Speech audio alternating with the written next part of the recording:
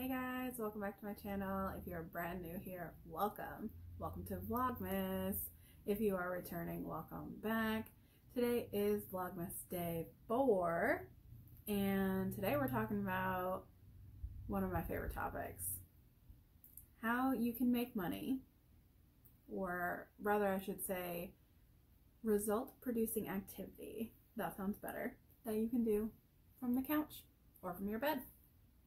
So if you are liking these videos, please consider hitting the thumbs up button on your way out. And as always, if you are not subscribed yet, I would love for you to join my tribe and hit that subscribe button and come hang out with me.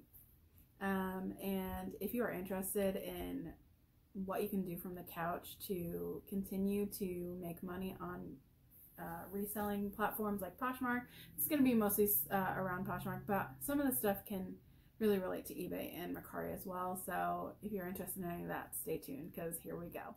This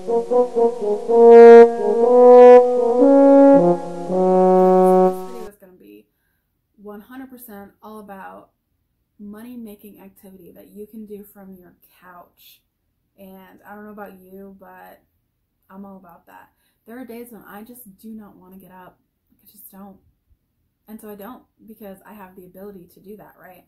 So, but obviously I don't want to do nothing, because that's not stimulating any of my businesses. So I'm on eBay, Poshmark, and Mercari, and all of them have algorithms, and all of them want you to do things daily to make sure that your stores are active and that sales continue to come in. So I'm going to just give you a list of things that I think that you can do from the couch, that if you are having just kind of a lazy day, that you can kind of still do some stuff and maybe make some sales. So, because the goal is to make money.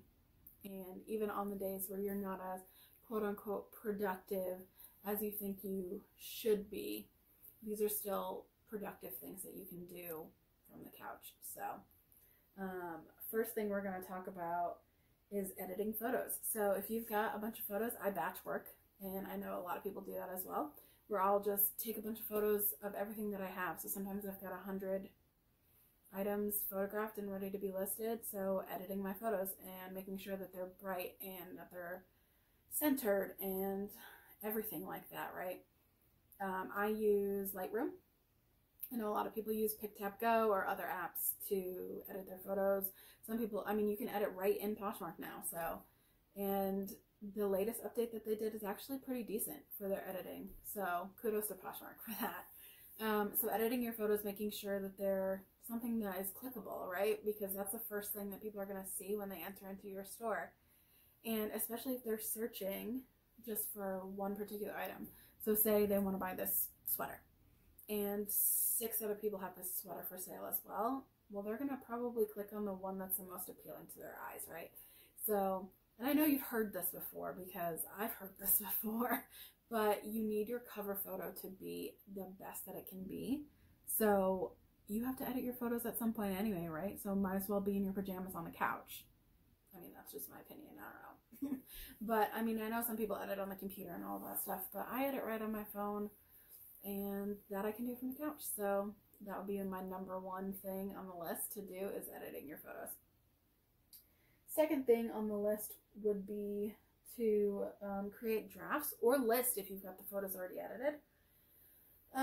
If you don't have your photos though, and you're just like, oh, I really want to do some stuff, but I don't have any photos. Well, that's fine.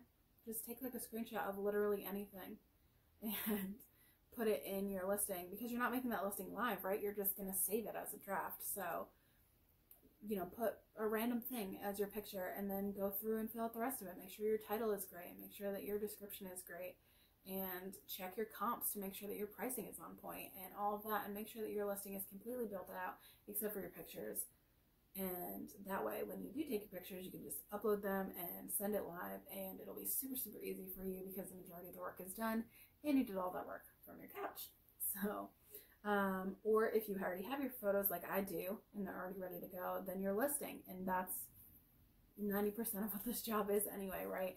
So if you're ready to go, then definitely create some listings from your couch, and you'll feel like you're kind of taking it easy, but you're really not, because you're getting work done. Next thing is relisting. Okay, so in the same boat, really, if you've had items that are sitting for, I don't know, 3 months, depending on what your like business model is. Mine is about 3 months. If it's been sitting for 3 months and it's not gotten a lot of attention, then I've done something wrong, in my opinion. So maybe my comps are, maybe I didn't check comps right, or maybe comps have changed and my pricing is too high, or maybe it's too low. People sometimes skip your listing because your pricing is too low. They think that something's wrong with it. And I've said this to one of my friends who sells as well, because it is true.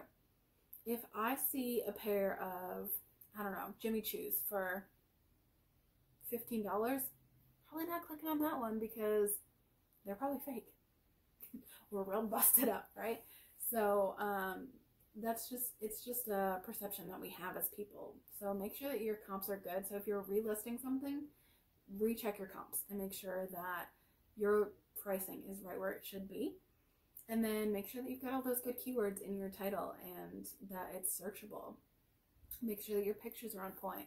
Maybe re-edit some of the pictures that you took 6 months ago or 3 months ago or whenever you put that listing up. And make sure that you've got bright, centered pictures that people want to click on, right? So my suggestion for when you relist is not to use the copy feature and not to use the sell similar feature, but to make a brand new listing from a listing that you already had. So it's like you're getting all the reward basically in the algorithms for creating a new listing without doing the entirety of all the work, right? Because it's not actually a brand new listing, you're just relisting it. But screenshot your photos and make a brand new listing out of it. And it's a win-win for everybody. Next. Relisting we talked about, creating drafts. And also cross-listing. That would be the next one. If you're just on Poshmark, consider cross-listing to eBay. If eBay's too scary, consider cross-listing to Mercari. If you're sitting on the couch anyway, though, get on YouTube and whatever platform is the scariest to you, watch a ton of videos. Just watch people, their tips and their tricks and whatever, because that's not how everybody learns, so that's how I learned, but if that is the way that you learn, then watch those videos, because the more information you have, the less scary it is. That's just my opinion. Anyway, and that is definitely something you can do from the couch. So put on a YouTube video about eBay while you're editing your photos or you're cross-listing, and hopefully that will be helpful to you. So yeah, cross-listing, because the more eyeballs that are on your item, the more likely it is to sell, and the quicker that it is to sell, and that's what we're here for. We're here to make money. So cross-listing for sure is one of the things that you can do. I know plenty of people they'll just list on one platform for 4 out of the 5 days, and then on the 5th day, they cross-list everything that they listed throughout the week, and that's a great strategy if that's what you want to do. So have yourself like a lazy day and cross-list on the couch. Next thing is sourcing.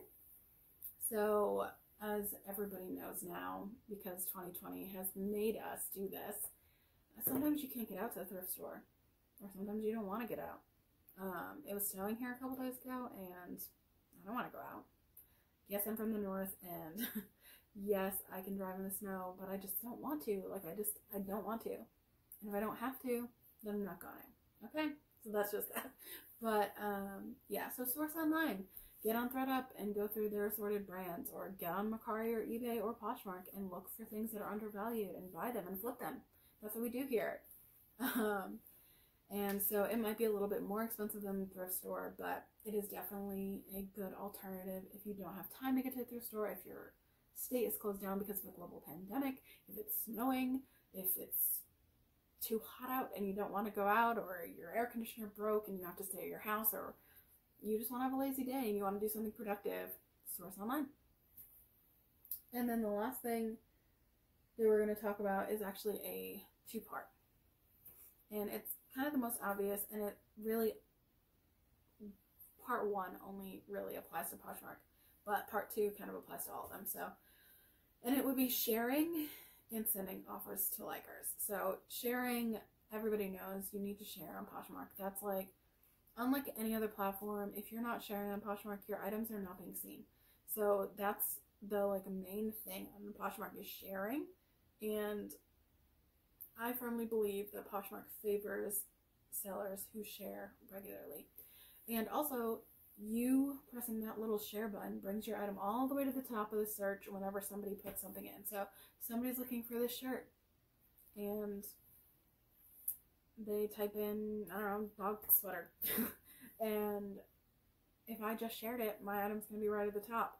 So if my pictures are good and my items are right at the top, then people are most likely going to click on it and read through and see if it's something that they really want. So, yeah, definitely share your items. I know I read on Instagram today, there was a girl who was sharing her closet 8 times today. I don't go that hard, but I have been known to do like every 2 hours for sometimes.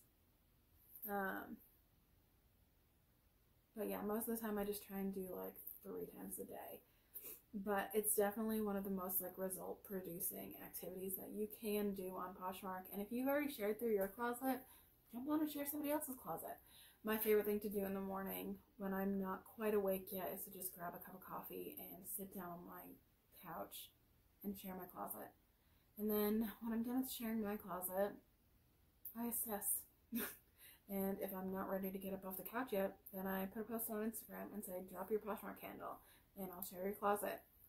And it really like helps you grow your community. People are super thankful that you're sharing their items. A lot of times they're going to share your items back. And so that's just this, you know, whirlwind of activity in your Poshmark closet. And so that's, Poshmark's going to notice that and they're going to favor your items. So, and then obviously sending offers to likers, go through your closet and see, are you priced too high? Or maybe you've had things for a really long time, you just want to get rid of them. Or maybe you just want to get some sales flowing and maybe that will bring in more sales, because that happens to me all the time. So go in there and drop your prices. Send offers to likers, because offers to watchers, you can do that on eBay, you can do that on Poshmark, you can even do that on Mercari up to I think 10 items a day. It's called like promote on Mercari. So get in there and send some offers and maybe some people will buy some things. And then you're making money from your couch, right? That's what this video is about. And yeah, that's probably the thing that I do the most, honestly. I've talked about this before in some of my other videos, but at least once a month. So here's the strategy, okay? I'm going to share it with you. Because I'm not of a scarcity mentality, so I try not to keep things to myself, really, because I think that there's enough for everybody. And I think that even if you do exactly the same thing as me, it's not going to take away anything from me. It may help you, and I mean, that's great. So anyway, here's my strategy, okay? On the Thursday night around 7 o'clock, before the last Thursday, okay, I said that really weird. The last Thursday of the month, every month around 7 p.m., I start sending out offers on my entire closet. I send 30% offers with discounted shipping on every single item in my closet. And I do that because people get paid on Thursday and Friday. So Poshmark gives them 24 hours to purchase, right? So if I do it on Thursday, then they have all the way till Friday to purchase.